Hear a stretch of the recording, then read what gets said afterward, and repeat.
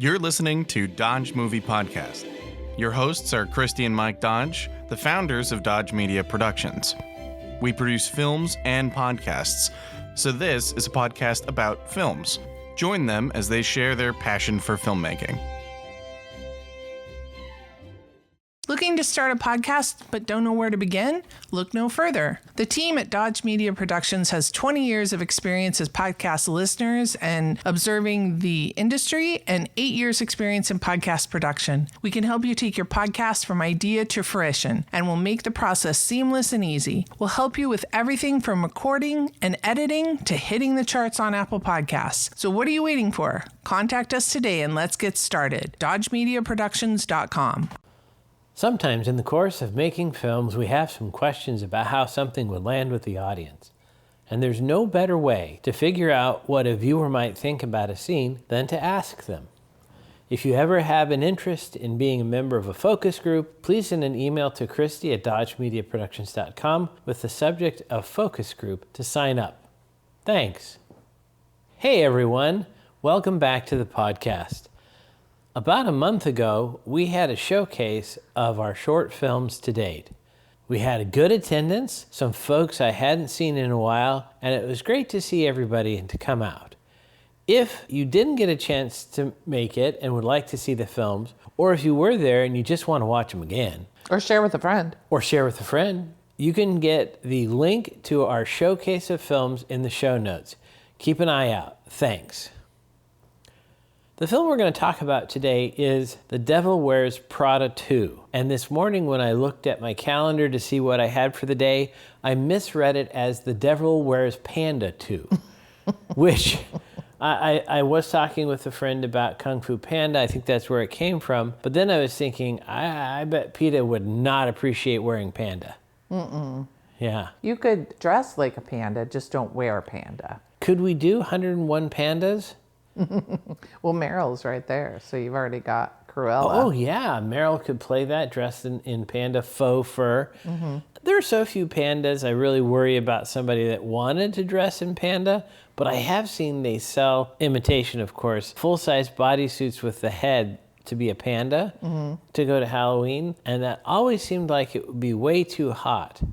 Speaking of being hot in your outfits, there was a lot of fashion in this film. There was, I know. Sometimes silly, over the top, which is appropriate since we just had the Met Gala. I know almost nothing about fashion. I had told you that there was a guy that was on the Wikipedia front page for a while, and I couldn't remember his name. And yesterday I finally Larry Millered it. It was Alexander McQueen. Nice. So we have made a reference to Larry Miller in the past, a brief digression. He was the actor and comedian who was in Pretty Woman, if people remember the scene where she goes shopping and some sucking up is needed, and he says, "You're a smart and powerful man. I knew at the moment you came in here." That's Larry Miller. But on a podcast he talked about, instead of heading for our devices, we should try to remember things to keep our brains healthy and fit. It's odd that I say that because I'm sure all of our listeners are listening on a device, probably their phone. It's okay to use a device, especially if you can't do it. But he was just saying, give yourself,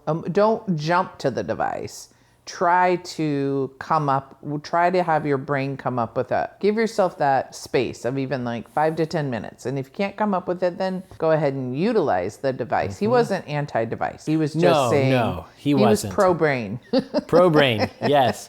And as a person who sadly had a brain injury, that's even more poignant. In this movie, devices are used what I think to be relatively well. Sometimes there are plot holes in films that are in a modern era where somebody doesn't know a thing and comic hijinks ensue, when in real life you would just text that person and say, "Did you really mean?" And in this case, it goes the other way around. There is some text messaging, some communication, some news reading on phones. I felt like that was integrated well into the plot. It wasn't a key point, but people did use their devices as you would expect. The one thing that I didn't see as much of would be the using them to take photos of people. I don't know if this is not common in the fashion world, but I think if you're into clothes, you would take a lot of photos of people's clothes that you liked. I don't know, because I'm also not into the fashion world. I feel like sometimes, like, this is my tangential relationship to the fashion world. I feel like sometimes housewives have gone to fashion shows and you do see them take pictures, but I would think they would want pictures taken and shared just to create that hype, because that's what the fashion show is, kind of. It's to get your new line out there, and it's a marketing tool. In fact, I had heard oftentimes in fashion shows, the outfits are over the top. And I just always thought growing up, like, who would buy that? Who would wear it? Because sometimes they're even impractical, like, just either ill-fitting or how are you going to walk on the street? How are you going in to that? sit down in that? Kind of things. But apparently some of the fashions are purposefully over the top, because then that's how you get notoriety. They're never intended, and sometimes I think never even made.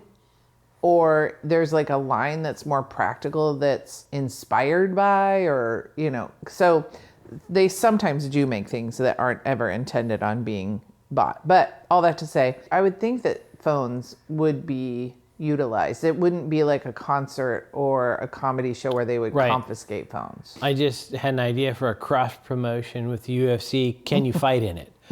And I think the use of technology is poignant in this film because the original film, to which this is a sequel, they work for a fashion magazine. And is it supposed to be Vogue? Yeah. And print magazines were probably struggling 20 years ago, but I think are really dead now. I don't know, other than dentist's office, anybody who subscribes to But paper they still magazines. make them. I mean, there's still magazine stands and... Right. But it was interesting, Stanley Tucci's line, where he says, yeah, we still have a book, but most everything gets pushed out on our website or social media, which I bet that is true. And I think it is true, too, from what I understand. And that leads to a kind of clash of cultures, which ultimately is, I think, beneath this film. The theme is that adjustment from one era to the next era. You had thought that I would respond very well to this film as a person who spent many years building an expertise in one industry only to be jettisoned summarily, and the pain of that loss of expertise to that industry. I don't know if we invented in our generation getting rid of people because they're old and expensive and living with cheap and crappy, but that certainly, to me, feels like it's at least accelerated in the modern era, and maybe we're going through phases and it will go back the other way. But I did think that was interesting. I don't know if it was explored quite so much. I wouldn't have minded a bit more insight into how this affected Stanley Tucci's character. I think that character is actually really appealing and sympathetic. Mm-hmm. And I could have done with a bit more. One of the things that I think made the original film was this idea of this young woman played by Anne Hathaway who thought her life would go in one direction and has to take this detour and finds out that it's not as bad as she thought, but it's ultimately a coming-of-age story. And this film is not that. It's the same characters 15, 20 years later. So it was a different film. Would you call it a drama or a comedy? I don't think it could be a drama. I think it is a comedy. I think I see what you're saying, because it's dealing with some pretty serious themes that a lot of people are dealing with right now in our society.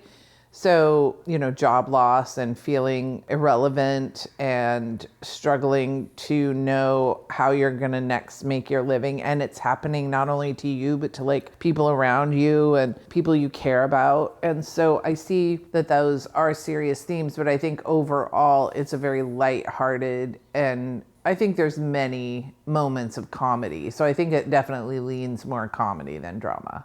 I think a lot of folks would agree with you. I don't know that I do. To me, it felt more a drama, and that also could be because it hits a little closer to home or in a different way.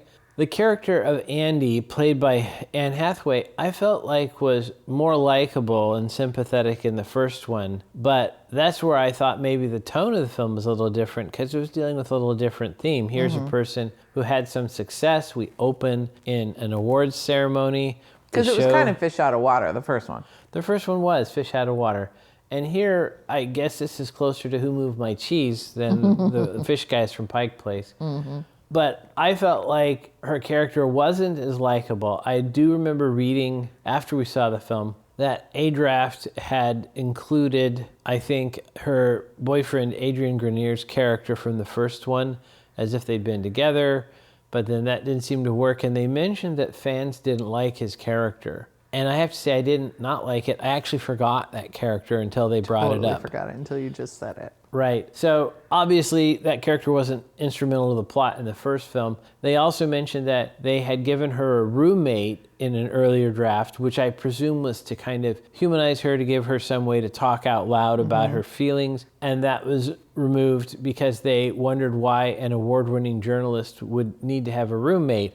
At which point I think all journalists in New York City are throwing things at the screen, because I suspect the combination of low wage for journalists and high rent in New York City, I wouldn't be surprised if many of them have roommates.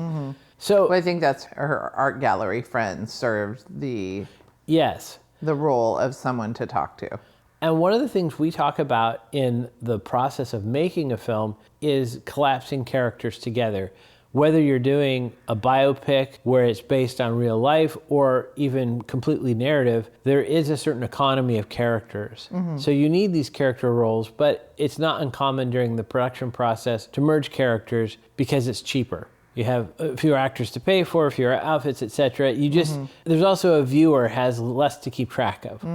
And so I wondered if I watched it again and really tried to break down the structure, if I would have a little different response to the film. But I missed liking Andy as much as I did in the first one. I felt in the second one, I didn't respond as much to her. I almost felt like it was a little bit more about Meryl Streep's character. Even though she maybe doesn't have quite the screen time, I felt that maybe performance is what I responded to.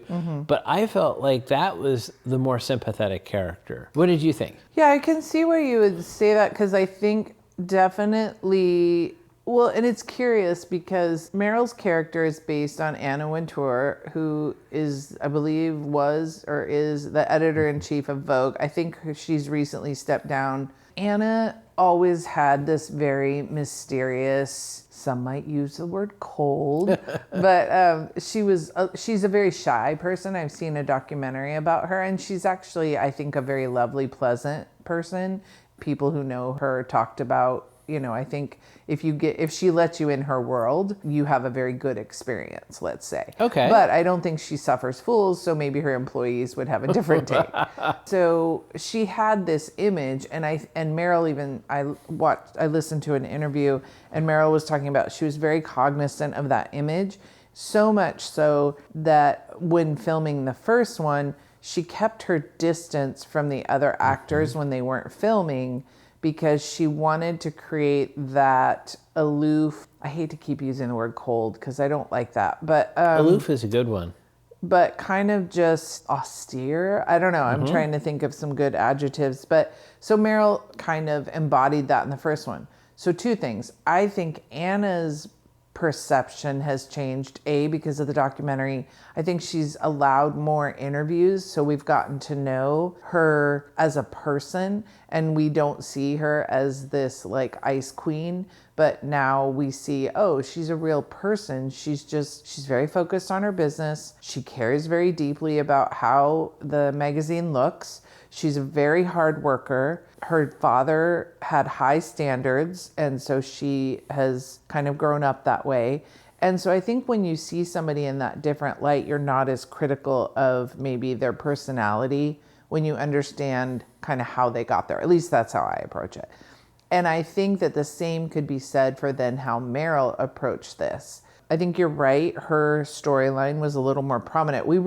I don't think there was character development in the first one for Miranda. I wouldn't say there was at all. She was I don't want to say one note because that doesn't do Meryl justice, but her character wasn't having the transformation that Andy's was. And even to some degree, I can't remember Emily Blunt's character's name, but Emily Blunt's character, like they kind of were the ones that were changing and morphing and struggling, kind of throughout the movie. And I think in this one, I would say Emily Blunt's character kind of was the least transformed. She had a slight transformation, but was it even lasting, or was it even... I would argue her character went through some things, but did not change. Did not really change. Yes, thank you. That's, I think, a good way to put it. Whereas this one was more about, I don't know if Andy really changed. I think you're right. I think that it was more Miranda. I think Miranda is the character that really has the growth arc. I was talking to Which I think is okay. Yeah, I was talking to an acting instructor a few months ago, and he made the comment that he tells his students every character needs to have change, an arc in a script. And I actually disagree. I push back a little. Well, maybe one, some characters, the arc is steeper than others. It's like a slow mound, a low mound versus the St. Louis Arch. Absolutely, that could be the case. But I would look at the first film and the Anna Wintour character, I would argue changes not at all. And that is the purpose of that character, almost like a foil or an antagonist. Yeah, it doesn't give Andy any wiggle room, or anybody else for that matter. And I think the character of Anna Wintour is better in this film because you let Meryl Streep, who's an accomplished actress, do some of that, make that change. And maybe that's the difference. I like to give people the example of Love Actually when Emma Thompson acts, I'm going to get teary just talking about it again, without saying any dialogue when she finds the jewelry and knows that her husband has bought it for another woman. I feel like in this film, near the end of it, there was a scene where Meryl was in the office, and I think maybe Anne Hathaway had left, but she was acting without dialogue. And I like to point to that and say, that's why you pay her the big bucks. Well, that's what a pro can do. And as a screenwriter, you love to give them those moments. Actors love those moments, the Oscar moment. But I think it's not every character gets to have that Oscar moment. There are some characters that are there maybe as a comic foil. An example is the character of Charlie, and he's a fun character. He has 2 or 3 scenes. He goes through a little bit of a change, but it's more of a change in circumstance. I don't feel like it was a change to him as a person, a growth, but that still works. So if I reviewed, like I said, if I watched this film a second time, thinking it's not about Andy, it's about Anna, would I have a different response?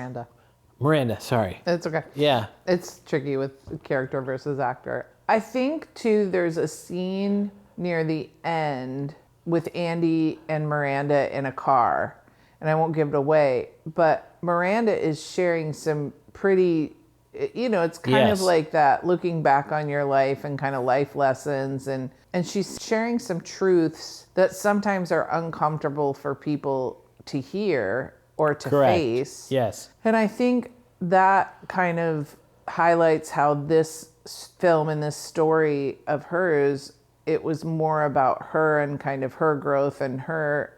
And I feel like it potentially, as I watched it, could have been taken almost verbatim from an interview with Anna Wintour. I would agree with that. That would be consistent. That's what it felt with like. That. Yes. It was familiar to me. And I would argue that as I think about it, Stanley Tucci's character did show some growth, at least from the first film, because in the first film he was very passive. And in this film, Andy references that to him. Andy says to him or comments about his passivity. And in this film, he's actually doing things behind the scenes, not on screen or maybe even visible to Andy's character. That to me was a point of growth for his character. But I also think that I kind of got the sense, too, that his character had either made peace or realized that when you're not in the Miranda role, there's also benefit. Sure. Like, everybody doesn't expect certain things from you, or the pressure isn't as high on you. And I just felt like he had kind of, not everybody can be the lead. You need the supporting people. And I've always prided myself on being a pretty good supporting person. I can be a leader, but I don't need to be a leader. I don't have that drive of I need to be the one that's in front of the camera or, kind of even the director. I'm perfectly happy being the producer and the supporting person that just helps the director get their vision. I feel like I do better and I thrive and I almost get more enjoyment on watching someone else achieve their goals and knowing I helped and support, so I kind of got that feeling from him, that he was perfectly fine supporting Miranda. He knew his place and he excelled within his sphere of influence because he was a leader in his department. Right. I think we also see that you could make the argument he was at least as essential to the operations Oh, totally. as she was. And yeah, I think through dialogue it establishes that he wanted to be that role earlier, but after it didn't happen, he had made peace. I don't want to say resigned himself because that sounds like it's a bad thing, but he made peace to a different role.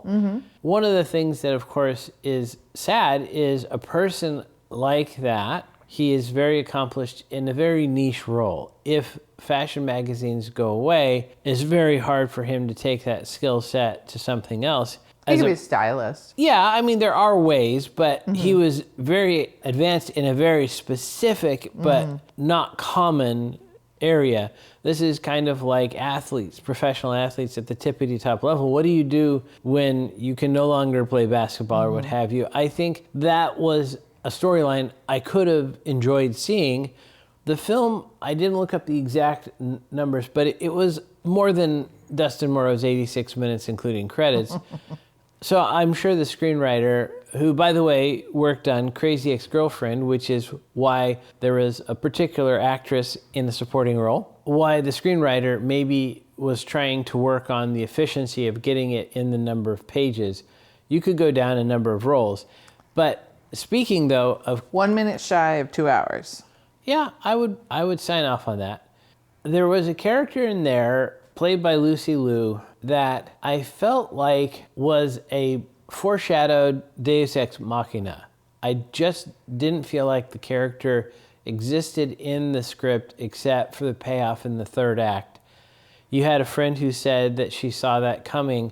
I didn't, because when we meet that character early in the film, it's not a Chekhov's gun situation. It feels very much to me subsidiary to other plot points with the major characters. And I didn't feel a big payoff at the end when this character comes back, because I just feel like something was missing. And when we talk about 2 hours, I'd be curious to see what the original draft of the script was, because there may have been more. I just felt like there would have been one more scene in between the two that we get to set up that character being kind of in the universe of orbiting characters for the viewer. To me, it seemed like it came a little bit out of left field when that character came back in. That's a thing where I don't know if on your DGA the director talked about it, or if there's a script notes app from John August where the screenwriter talks about how we got there, because it lacked the fun of the first one. I think Anne Hathaway was outstanding in The Princess Diaries, Devil Wears Prada, that era of the young girl who's making her way.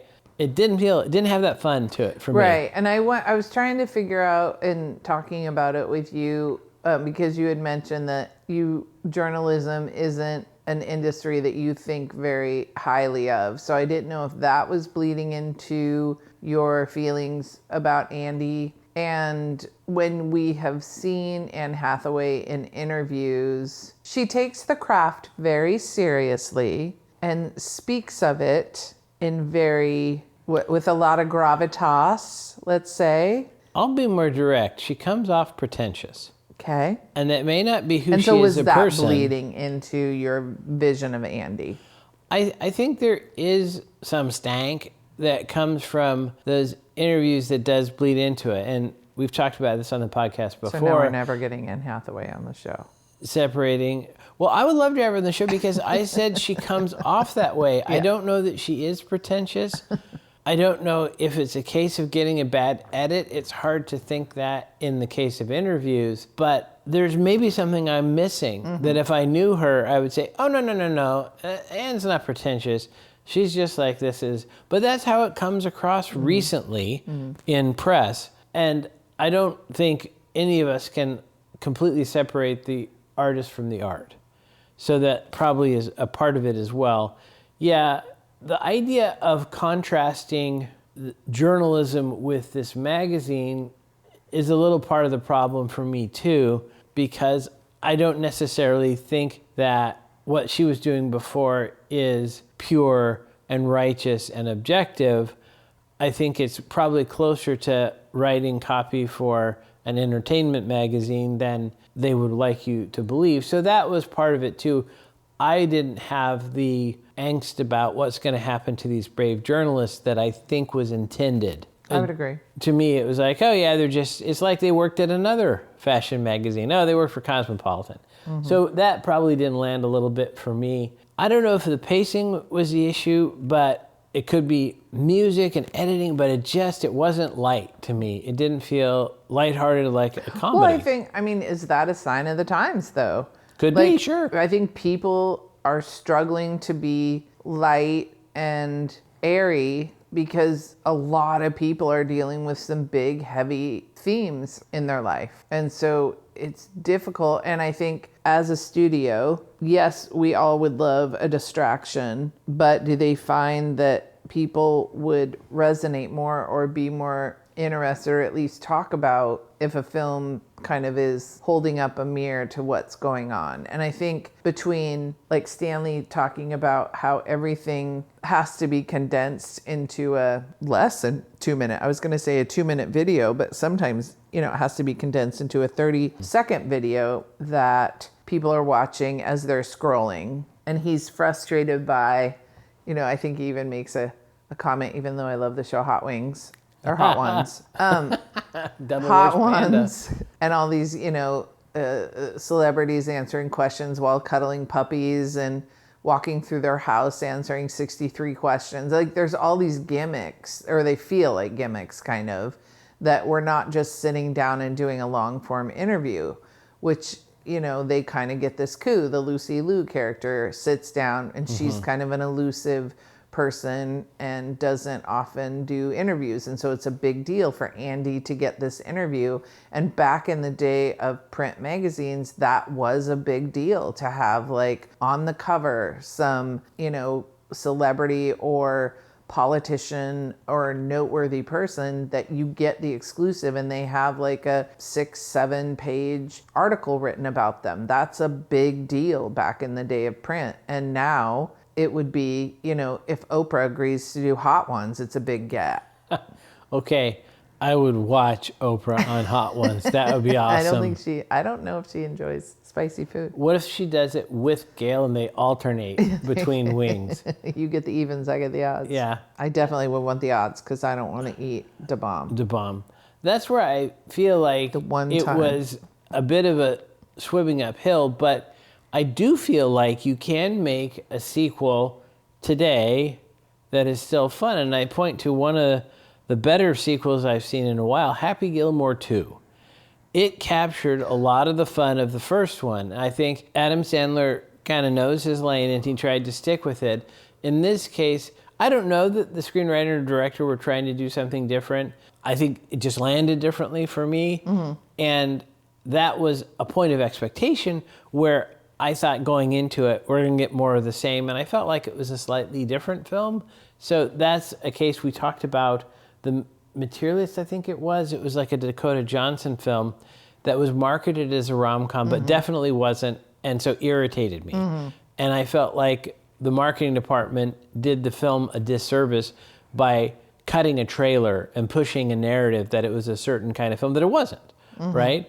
Yeah, if you go on Hot Ones, you expect hot wings, and if you get there and there's a crudité, you might like it, but it's not that's not what you're set I'm not for. saying that audiences wouldn't like a lighthearted. I was just watching an interview with Jonah Hill, and he wants to do nothing but silly comedies, and I think Outcome is a good example of a well done, very funny movie. So I don't think you have to sacrifice, kind of light fare for a good movie. And he said he's doing a movie with Kristen Wiig coming up, and he goes, we're just going to be stupid. Like he was just, it's just going to be a stupid comedy. So here we go. And the premise sounded really fun. They're like two idiots who are inheriting, like they're siblings, and they're inheriting money from their parents, and they just go off and do stupid stuff.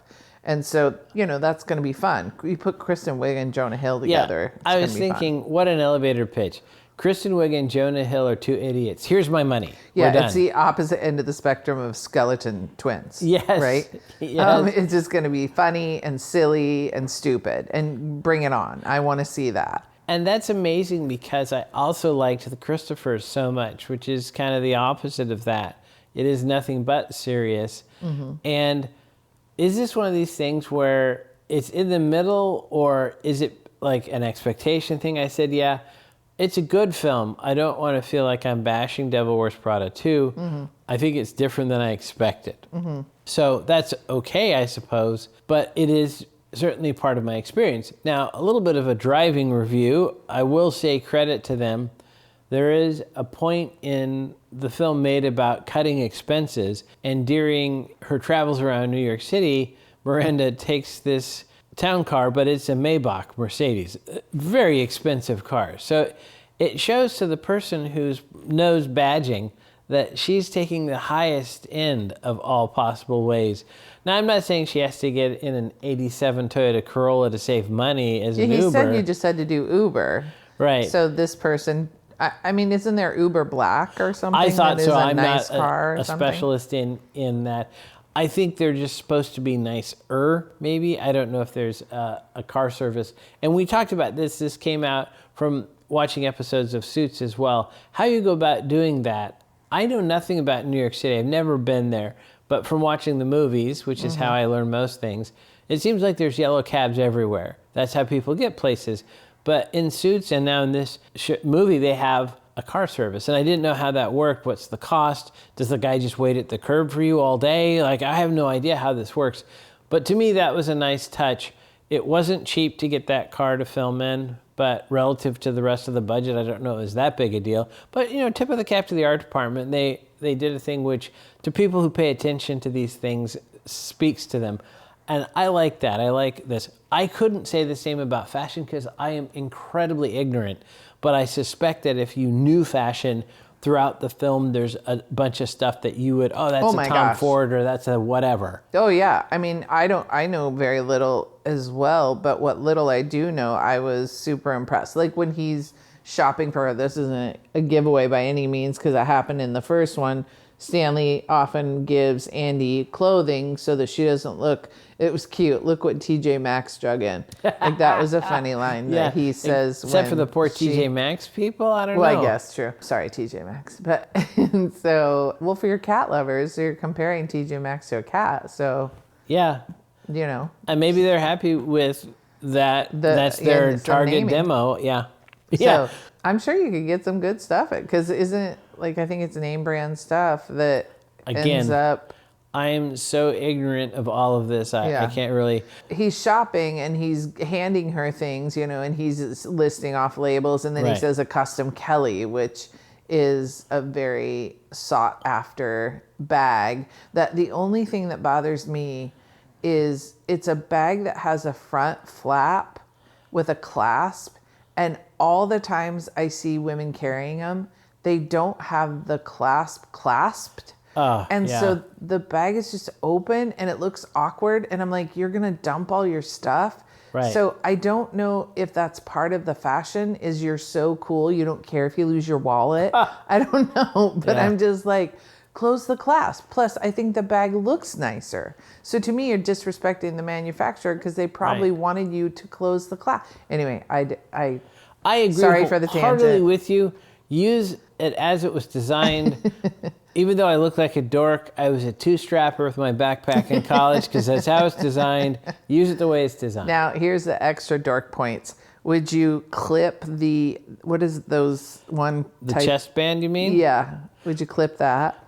Not when I was wandering around college. I maybe should have, but I did leave that one off. But yeah, if you're going to actually hike, you should get the chest band as well. But I did recognize some designers. Like I recognized Donatella Versace, and I felt like there were a couple others that I knew. I was like, oh, I recognize that person, but I don't know their name.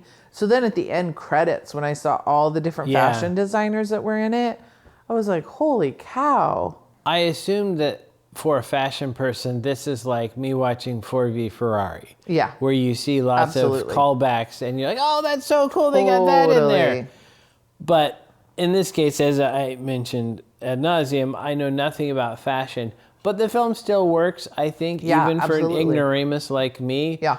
I think that's good filmmaking in that you don't have to be an expert into that niche. Mm-hmm. You mentioned the interview with Lucy Liu. There was some nice production there we could see. BTS. I always love movies about making movies, and that was kind of a little bit like that.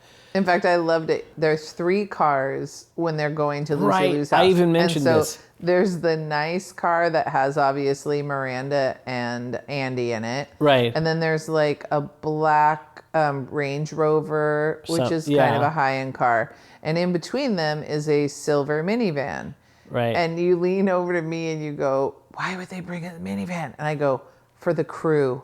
And you were like, oh, okay. That makes sense. Yeah. And the gear. I thought of that. The gear, too, because they had a huge scrim above Lucy Liu. So they had to have at least 2 C-stands and all the stuff to build the scrim, the bars and everything. So the black sedan was obviously Miranda, and then the black Range Rover were her people, right? Her assistants, what have you. And then the minivan was the crew. And the gear. And the gear, yeah. So I figure that probably what it is there's 3 people in there.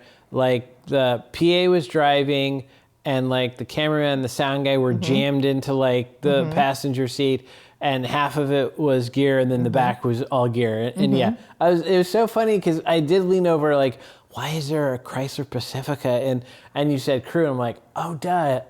But see, this is good storytelling because that's what you would do. Yeah. Would it cost that rent much more another. to get an SUV? It might cost no more, but no one's ever going to do that. You make the crew ride in the crappy minivan. Yeah. Yep. Although I'm sure the Pacifica is a very nice minivan, but it's not. Chrysler, we would love it. It's not the Land Rover. Yeah, my peeps. Hey, fun fact, Dodge did invent the minivan, I think. But anyway, that's not important right now.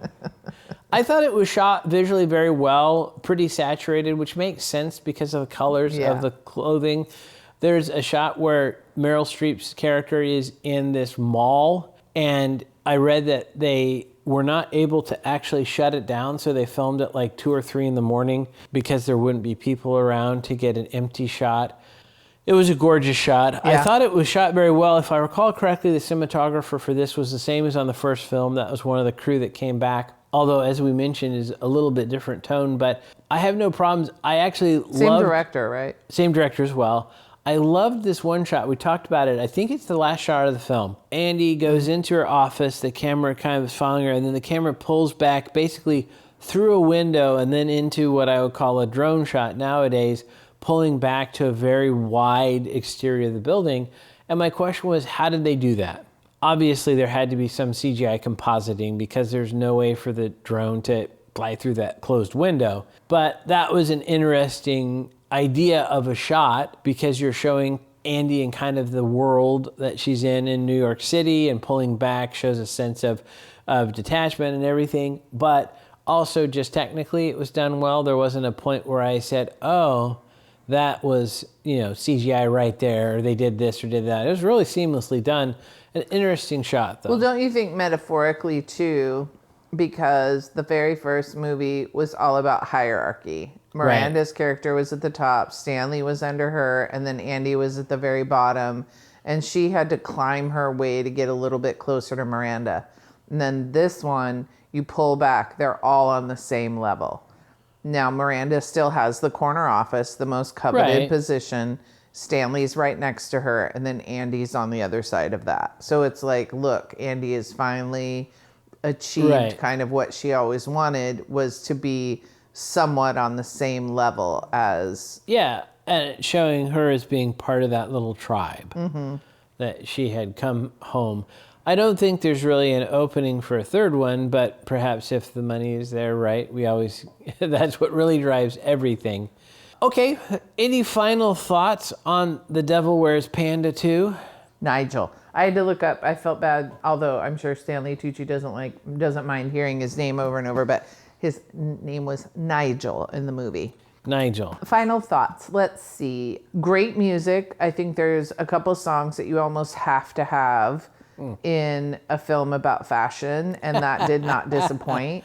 And there's one music icon that is in it that performed amazingly. I won't spoil it. No spoilers. But I thought that was not only appropriate, but well placed, and had a couple extra gags with that. And that performance was entertaining. I didn't I actually saw this movie twice back to back, and I was not bored or upset the second viewing. I was actually enjoying it almost more because, like there's that anticipation. Oh, this part's coming up. If that's not a good recommendation for the film, that you can see it twice and not be bored.